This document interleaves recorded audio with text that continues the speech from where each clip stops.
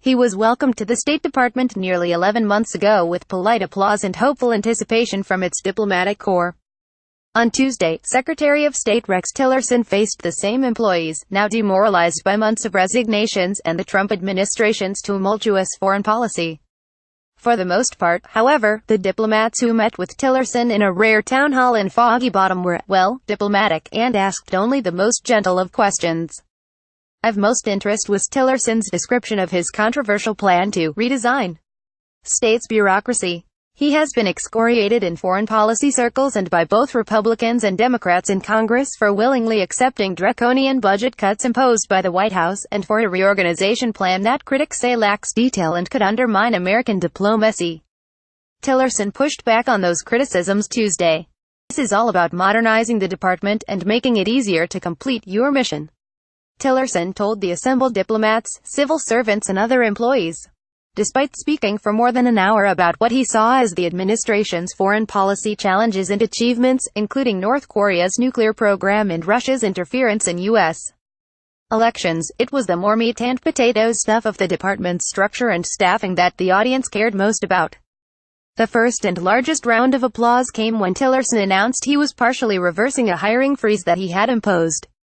Although a broader freeze exists department-wide, he said he is lifting the employment restrictions on spouses or dependents of diplomats dispatched overseas. For decades, some spouses and dependents, many of them well qualified, have been hired to perform embassy duties. In reinstating the practice, Tillerson conceded, "There is a talent pool we should be using, we should be mining more." Tillerson has insisted that he has allowed some 2,400 exceptions to the broader hiring freeze, which many diplomats complain has crippled the U.S. mission abroad. But, he added, he does expect to reduce state's overall workforce by 8%. Tillerson said that while he does not plan to close embassies, he envisions a redistribution. London, Paris and Rome might be desirable posts, he said, but those cities might not be where the United States most needs diplomats.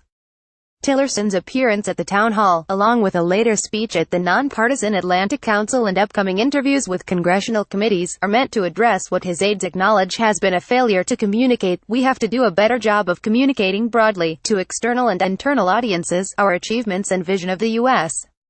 global position in the world," said the Deputy Secretary for Public Diplomacy, Steve Goldstein. Tillerson, he added, is committed to that. Officials said the Foreign Service employees needed to see firsthand that their work mattered to Tillerson. Many did not seem particularly impressed. Attendees occasionally applauded and laughed when Tillerson, asked if he enjoyed his job, replied that he's learning to. Yet the audience remained fairly sober-faced throughout. Tillerson again marked distance between himself and President Trump on policy, insisting that diplomacy with North Korea still has a chance and criticizing the warfare Russia has waged against U.S. democracy. Trump has said Tillerson's efforts to push Pyongyang toward negotiations were a waste of time, and refuses to concede significant Russian interference in the 2016 election. Also in contrast to his boss, Tillerson was more circumspect about what U.S. foreign policy has achieved. "Do we have wins to put on the board? No," Tillerson said. "That is not the way diplomacy works." Still, he seemed determined to continue trying, a suggestion that he thinks he will remain employed as America's top diplomat in 2018 despite persistent reports that the White House is planning to remove him. Tillerson announced he will travel to Canada next week, and then to unnamed countries in South America and Africa early next year. Between those trips, he said, he would head to his Texas ranch for the holidays, saddle up his horse, Blue, and survey the cattle.